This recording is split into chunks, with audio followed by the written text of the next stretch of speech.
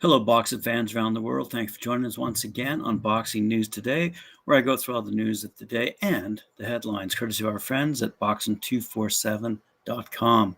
Before we get started, here on Talkin Fight, as you all know, we are ahead of the curve with respect to all the current issues going on in boxing. So it was interesting to note that last week, the heads of the WBA, WBC, the IBF, and WBO all met together to discuss, among other things, standardizing the title unification bouts. But my good friends over at Boxing Scene wrote a very good article with respect to some of the issues within those individual organizations who are the foremost notable sanctioning bodies in boxing today. With respect to some of those issues, let me go through a few. Decades-long concern has been the divisive nature that comes with multiple titleists within each weight division, and with it a watered-down selection pool of challengers against whom to defend such titles. The WA has created the greatest mess of all in the 21st century with the misuse of interim titles, along with creating world and super champions, which have led to a given weight class boasting 3 WBA title claimants at one time. Elsewhere, the WBC, for example, general praise with presenting its strongest mentor challengers, aside from the rare exception. But few in the sport have yet to warm up to the formation of the 224-pound limit bridgerweight division, which crowned its first champion the other week, Oscar Rivas, on October 22nd. And the WBC is the only sanctioning body to recognize this weight division. Weak mandatory challengers can remain a stigma that the IBF has yet to shake. The WBO has gained favor with the public in 2021 with bouts it has enforced. Most notably, the sanctioning body ordered the high-profile welterweight showdown between defending champ Terence Crawford and former two-time titleist Sean Porter. Crawford fights for top rank, while Porter is represented by premier boxing champions, two entities who don't do much business together, but who are able to come together in terms for this anticipated fight. The move was in stark contrast to WBO's sordid history with PBC.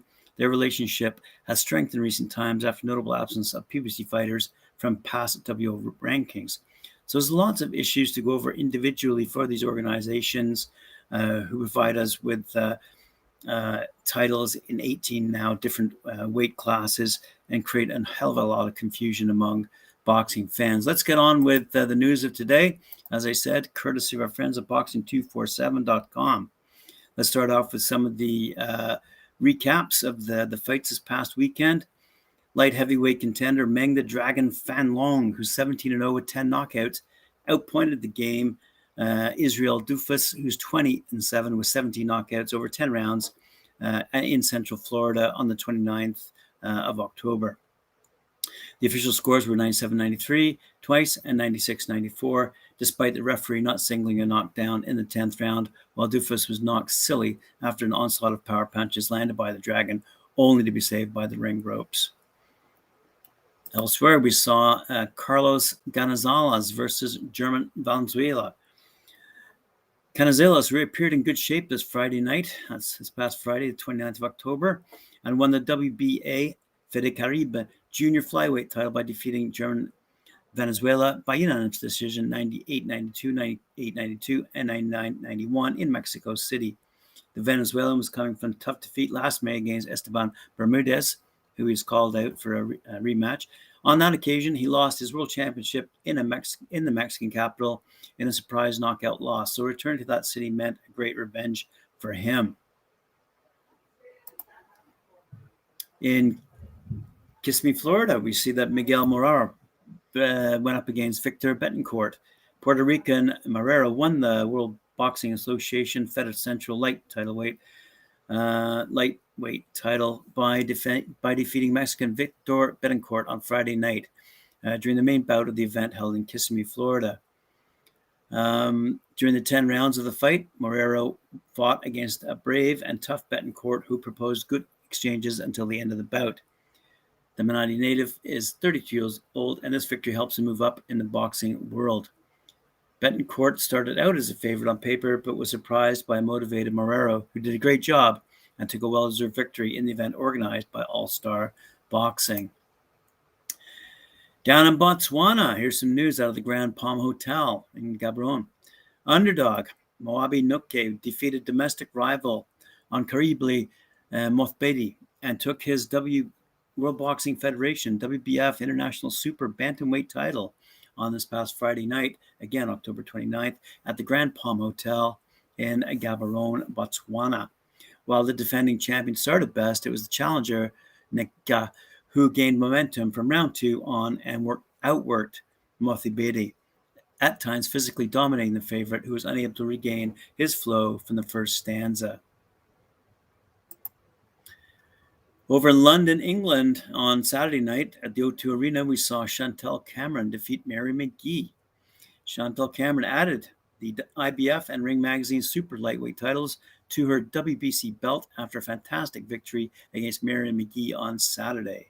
The two women were headlining a matchroom boxing event at the O2 Arena in London on Saturday, with Cameron, who's now 15-0 with 8 knockouts, producing a sensational performance to come out on top. It was non-stop action from the start to finish, with both fighters throwing huge shots, but Cameron was getting the better of the exchange in each round against McGee, who's now 27-4 with 15 knockouts.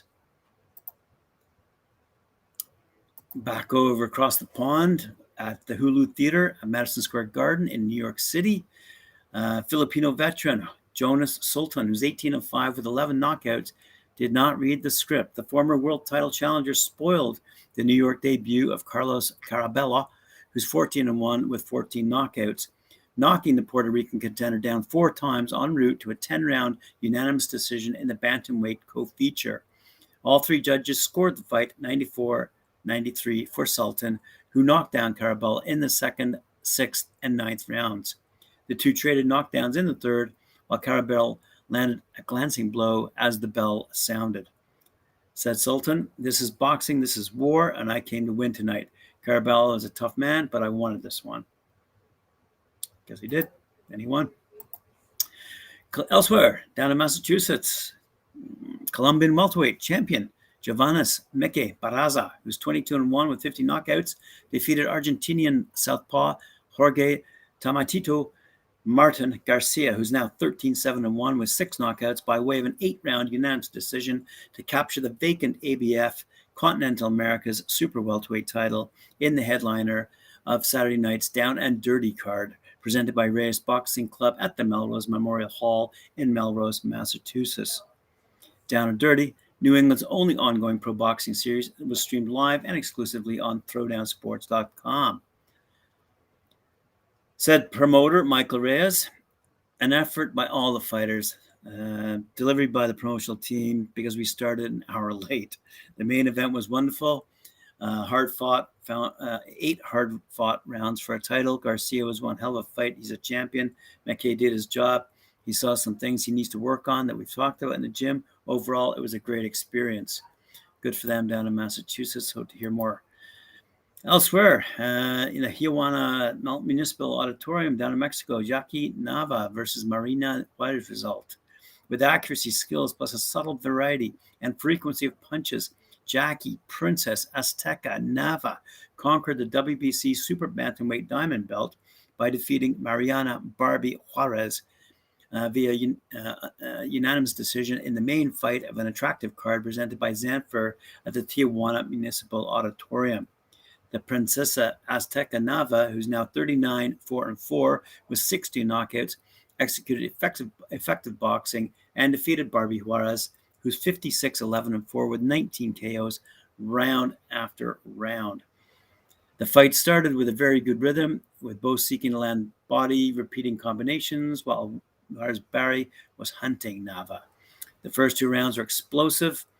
Jackie began to bleed from the nose, and Mariana to show some inflammation to both cheekbones. Barbie landed 2 power shots in the 4th round, but this didn't derail the Aztec Princess. Nava found the ideal rhythm, distance, and movement. Her hand speed and its accuracy were noticeable throughout the rest of the fight, and good for those women who going at it toe-to-toe throughout the entire fight. Good stuff. Again, back to the Hulu Theater at Madison Square Garden, something that was featured by the Knuckle Up combo of Mike Orr and Cedric Ben. We saw Jose Zepeda versus Yossi Vargas. in a knockout that earned Zepeda the Knockout of the Week award. After a scuffle at Friday's weigh-in and choice words at Thursday's press conference, Jose Chon Zepeda did not waste time in getting to work Saturday evening. Zepeda iced Jose the Prodigy Vargas at 1:45 of the opening round at the Hulu Theater at Madison Square Garden, stunning the Bronx product in front of his home crowd. Zepeda retained his WBC silver 140-pound belt and kept himself in the world title picture. Early in the round, the southpaw Zepeda, who's now 35-2 with 27 knockouts, countered Vargas, who's 19-2 with 9 knockouts, with a left hand that plastered him to the canvas face first.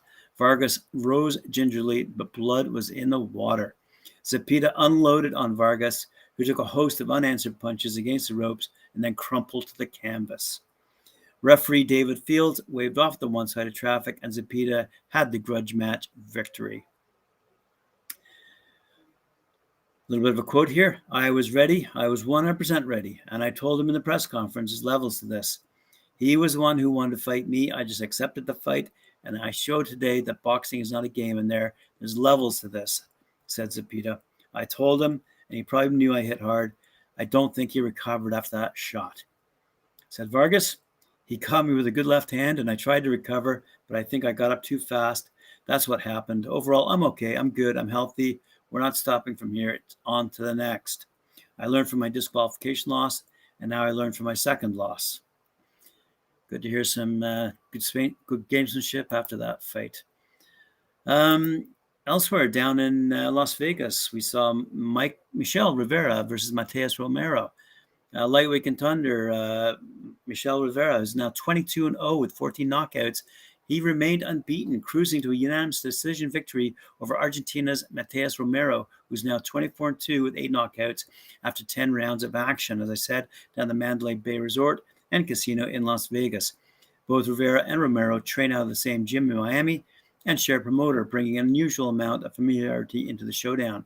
Despite that, Rivera insisted post-fight that his focus was solely on continuing his promising career ascension. Quote, I really didn't have a beef with anybody, said Rivera. I'm just fighting to be great in boxing. He took the fight because he knows me and he needs the money. I said no to this fight at first. He took it. It's finished now, and we both move on. The 23-year-old Rivera controlled the fight with a dominating jab as he landed 104 to Romero's 17. Wow, 104 to 17. Romero looked in the circle Rivera in the early rounds. He tried to keep Rivera from planting his feet and landing power punches. I just had trouble getting to the right distance, said Romero. He was hitting me with the jab, and I just couldn't reach him. I wanted to counter, but I couldn't get there fast enough. I tried to engage, but he really didn't want to. He beat me fair and square. He didn't bring anything I haven't seen before, but he did a good job. Yes, I'll say he did. Elsewhere at the Mandalay Bay, we saw Raja Butiav and Jamal James, which we talked about on the Friday night panel. Prior to this, we thought Jamal Shango James might have come out a bit better here, but unbeaten, Butiav earned a 9th-round stoppage victory over Jamal Shango James to capture the WBA Welterweight Championship Saturday night, which is aired on Showtime in a PBC event from the Michelob Ultra Arena, as I said, at the Mandalay Bay Resort and Casino in Las Vegas. This is very important for me, said Butiav, who's now 14-0 with 11 knockouts. It's a first big step. It's always been my dream to become world champion. I took that first step today, and I'm very happy. Butiav was able to overcome his rangier opponent with patience and a brutal body attack, while James, who's now 27-2 with 12 knockouts, controlled the initial action with activity. Butiav, however, stalked his opponent and slowly closed down the distance. Elsewhere, we saw on that same card, Jaron Ennis absolutely clobbered Thomas Delorme. Rising welterweight star Jaron Boots Ennis, who's now 28-0 with 26 knockouts, scored an explosive first-round knockout over former title challenger Thomas Delorme, who's now 25-6-1 with 16 knockouts, the 12th first-round knockout of Ennis's young career. It was a good knockout, said Ennis. You know me. I want to show my skills and abilities. I'm just thankful for this opportunity. Now it's on to the next. Let's get the big names. With the dominating performance, the Philadelphia native Ennis became the first fighter to stop the durable Delorme since Terence Crawford accomplished the feat in 2015. Ennis found his opening with a big overhand right that caught Delorme and sent him down for the first knockdown. "We got it early, and that's okay by me," said Ennis. "We don't get paid for overtime. I knew it was over after that first knockdown. I just had to take my time and not rush anything. Everything I did today, we worked on in the gym." Good for Ennis. Good for Philadelphia fighters. Elsewhere across the pond, Hannah Rankin is coming up in a big fight against Maria Lindberg. And that's going to take place at Tottenham Hotspur Football Club's banqueting hall in London, England, this Friday. That would be November 5th for both the IBO and WBA World Super Welterweight Championship.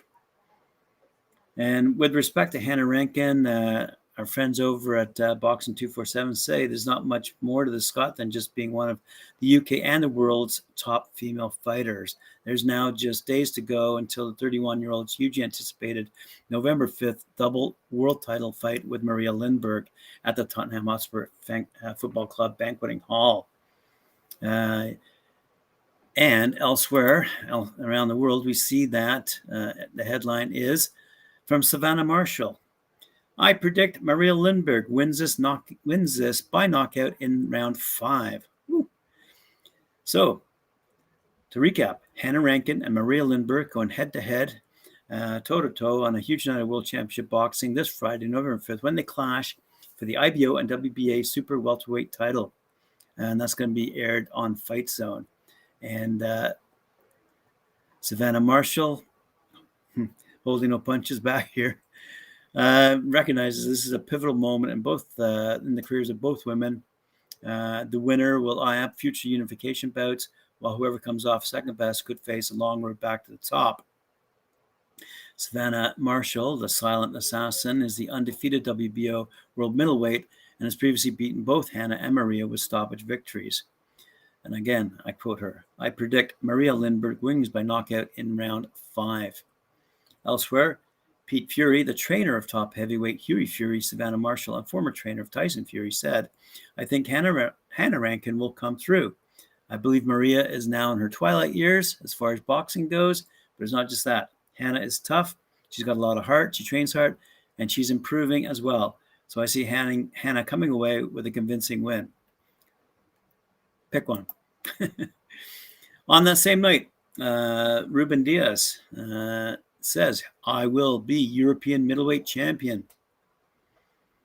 At the Palazzo dello Sport in Rome, Italy, European middleweight champion Matteo Signati from Italy will defend against Ruben Diaz from Spain on 12 rounds distance in the main event of the Roma Boxing Night, promoted by Opie since 1982, Matchroom on the Zone, and streamed live in 200 countries. Born in Cesena 42 years ago, professional since 2007, nicknamed the Jaguar, military of the Italian Coast Guard, Signati built a record of 38 fights with 30 wins, 11 inside the distance, 5 losses, and 3 draws. He won the vacant European middleweight belt, beating on points George Kavachkin out of Holland in Trento, Italy on October 11, 2019, and defended it by knocking out Maxime Boussier out of France on October 10, 2020 in France. In his way to the top, Signati also won the Italian and European Union middleweight boxing titles. Professional since October 2002, also 42 years of age, nicknamed the Destroyer, Ruben Diaz has a record made of 30 fights, 26 victories, 17 inside the distance, 2 losses and 2 draws. He won the titles of Spanish and European Union middleweight champion. In the super middleweight division, he became champion of Spain. Says Ruben, "Yes, I consider him a very good fighter. That's why I've been working for several months to win with Jesus Labrador, a well-known coach here in Spain. This will be my last fight. I want to close my career as a European middleweight champion." Good luck to them both. A night of boxing upcoming at the Miami Airport Convention Center on November 6th. That'll be this Saturday night. Sees Glenn Johnson, prolific former professional boxer and president of Road Warrior Promotions, who's pleased to announce a night of boxing taking place at the Miami Airport Convention Center this Saturday from 5 until 11:30 p.m. Sanctioned by the Florida State Boxing Commission, promises to be a huge, fantastic evening of competitive professional boxing in a world-class venue in the heart of Miami's Magic City. Road Warrior Promotions is pleased to deliver a competitive card comprised of 9 undercard fights plus a welterweight main attraction featuring WBO super lightweight contender Courtney Jackson, who's 20-2 with 12 knockouts, and WBC Mediterranean super welterweight champion Ermal Hadribiaj, who's 10-0-1 with 5 knockouts, and the undefeated heavyweight and former University of Miami Hurricane and Miami Dolphin Rafael Achukori, who's 12-0 with 12 knockouts. Notable undercard bouts will spotlight the professional debut of Venezuela's top amateur prospect and super lightweight Jesus Alban, hometown favorite Jesse Beast Boy Cruz, and undefeated super welterweight Manuel Correa. That'll be fun down in Miami on Saturday night for sure. Patrick Wojciechowski, holy moly, Wojciechowski. Sorry, boys. 14-0. With 1 loss, 5 knockouts, is the latest addition to the major night of fighting in Eiselberg, Germany, on December 3rd at the Wolfsburg fighter, who's in line to face Gennady Triple G Golovkin for his middleweight world title. Takes on domestic rival Alexander Pavlov, who's 12-2 with 9 knockouts. For Wojciechowski, this brings an end to a frustrating 2-year period that saw 2 eliminations to meet World Ruler Triple G canceled due to the COVID-19 pandemic and injury. The IBF number 3 has retained his ranking and will now look to secure his shot at world glory with a victory over the big punching Pavlov. Wow. Elsewhere down the road, we're looking forward to seeing Conor Benn and Katie Taylor headline Liverpool fight night on December 11th. Matchroom Boxing will return to the M&S Bank Arena in Liverpool for another huge fight night on Saturday, December 11th, co-headlined by welterweight star Conor Benn and undisputed lightweight world champion Katie Taylor, with all the action shown live on DAZN. The Destroyer, who's 19-0 with 12 knockouts, maintained his perfect record with a shutout points win over Mexico's Adrian Granados on the same bill after he was given a deafening welcome by over 20,000 Leeds fans. And the Essex native is looking to end a huge year in style as he pushes towards more titles. Irish sensation Taylor, who's 19-0 with 6 knockouts, puts her WBC, WBA, IBF, WBO, and Ring Magazine crowns on the line once again after cruising to another successful defense against USA's Jennifer Hahn at the Emerald Headingley Stadium in Leeds in September. Said Ben, I'm so excited to fight Liverpool again after fighting at the arena back in 2018. I was in Liverpool earlier this month for the Liam Smith versus Anthony Feller show, and the atmosphere was absolutely incredible. I'm expecting another banged out crowd with top atmosphere on December 11th as I look to end 2021 with a bang.